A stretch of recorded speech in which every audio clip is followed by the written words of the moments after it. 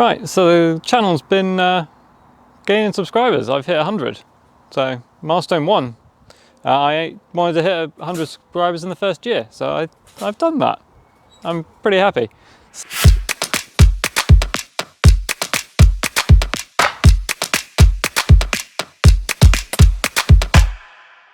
So, as a treat, surprise thing, a few people have mentioned that it'd be nice to see the workshop in its entirety rather than just like random glimpses of it. So, from the outside, this is it here. This is my helpful pup over here. What are you doing? Hey? What are you up to? Yeah? You come to investigate? These are my two helpful helpers. They like to make an appearance every now and again. You've seen the spiral roof in the inside a little bit probably, but what you might not realise is it's got a green roof on top of it.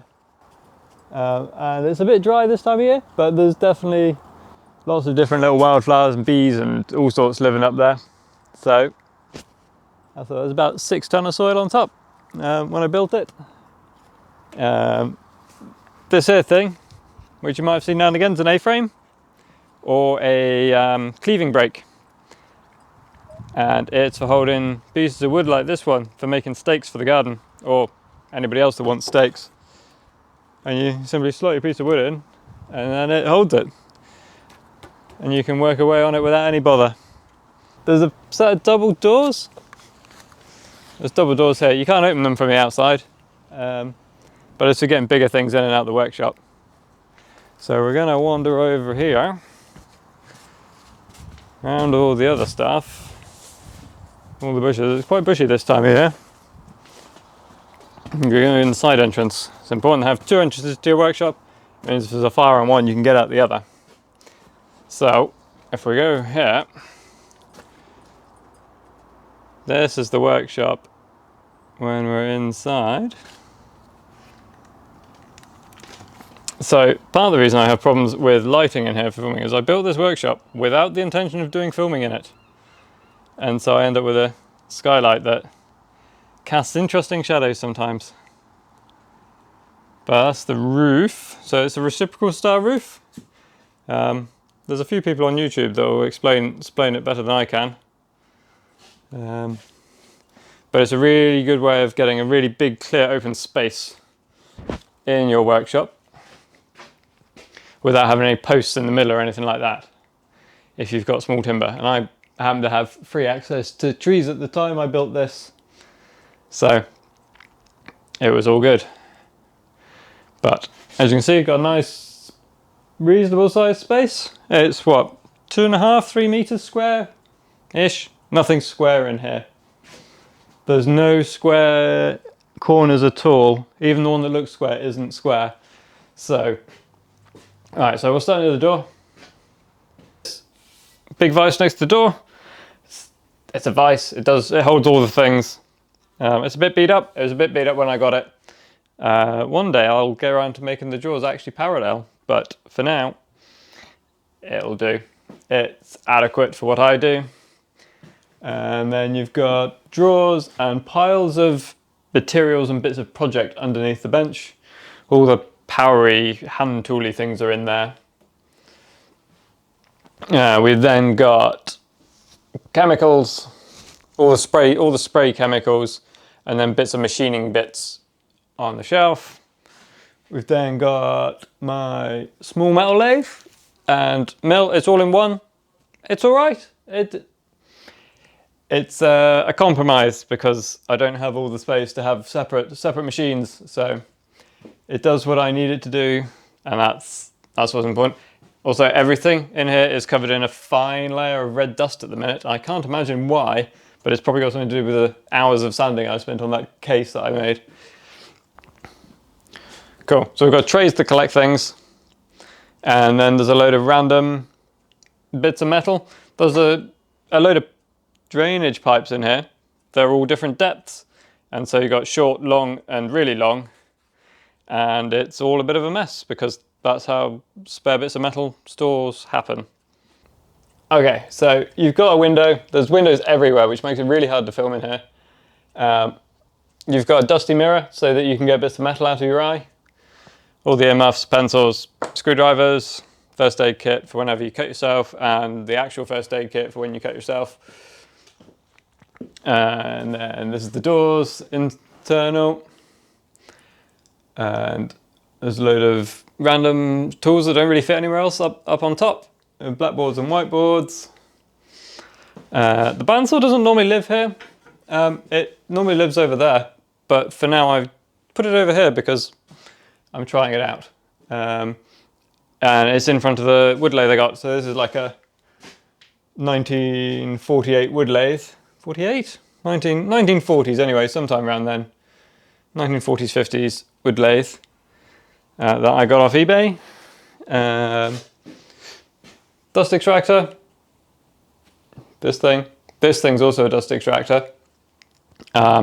This is my attempt at making a cyclone dust extractor that doesn't need a vacuum cleaner to work. It works off a inline fan, and it's really quiet, and it works more or less. It could do with a bit more power, but it's pretty quiet. You don't need earmuffs or anything on with it. It doesn't deafen you. It's great for when you're doing sanding on the wood lathe, or just using the wood lathe because it sucks all the chippings off that. Okay, we then have the post vise, which makes an appearance every now and again. It's for doing my blacksmithing. And also the anvil and its base, or one of the anvils. This one we reckon's about 450 kilos, give or take. You can't pick it up. Two people can't pick it up, so it's got to be pretty heavy. There's hammers in the background, my little hammer rack. And then there's this table, which is my sanding table, which I often put the other dust extractor onto, and it pulls air through it, which then keeps all the dust, at least on the table, in and around it. There's a forge, this jobby. It's in need of repair at the minute. The burners point upwards and swirl around, so it gives a really nice even heat within the forge, but it does tend to wear away one side of the insulation of the forge, so it needs relining at the minute, which is a job for later. And there's normally a gas bottle on it as well. All the workbenches have cupboards and shelves and stuff underneath them. They've got various consumables, hand tools, all the usual things workshops collect. This is my paint hanging station. Some metal hooks and some string. There's a little wood burner in the corner. This is the actual corner of the workshop. There is only one. Everything else is kind of curved. It's not a 90-degree corner, but it's kind of close. We then have the dust extractor. I got this, I wasn't planning on buying this, but the guy who sold me the bandsaw said he didn't want it, and he gave me a really, really very cheap price on it, so I couldn't say no, really. And it's a bit loud, but apart from that, it's fine. Okay, CNC, this is my first, the first lockdown project was learning how to make one of these and program it and stuff, and it runs off Arduino.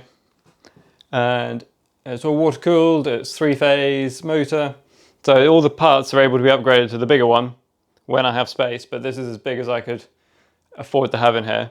And these drawers are wonderful because they're under here, and they're really, really very long.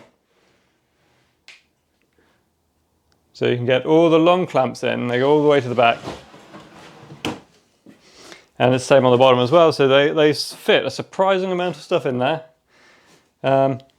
If you've been watching my videos, you'll recognise the welding cart with the baby anvil on it. The baby anvil's only 70 kilos. And the welder and all that lot. I never did get around to painting it. I probably never will. Okay, last little bit. So as you can see here, this is the magical spotlight that goes around the room depending on what time of day it is. And we have screws, varying sizes, I buy bags of bits for projects, and when there's a couple left over, the bits end up in this array of things. So it's just a whole load of random things in there, from magnets to random bolt sizes to clips and wires and headlights and all sorts of bits and pieces. So in here, in this middle compartment, because it's an odd shape, which you may or may not be able to see, is the computer that runs here. The idea is to stream at some point in here. This computer's really not up to it. I would have streamed sooner in here, but it can't cope. So that's a different project for another day. And then there's more tools in here. And then these are all like pull-out drawers, but it's where I keep all my nuts and bolts. In this one. And then this one's just a load of shelving, which is like all chemicals. So I'm sure I've missed some stuff in here, but if you have any questions about what something is, then fire it down in the comments below and I'll do my best to answer it. Thank you once again for subscribing. It helps my confidence levels doing this immensely. So I realised this wasn't necessarily a making content video thing, but if you like the video, please remember to like and subscribe, and I will see you all next week.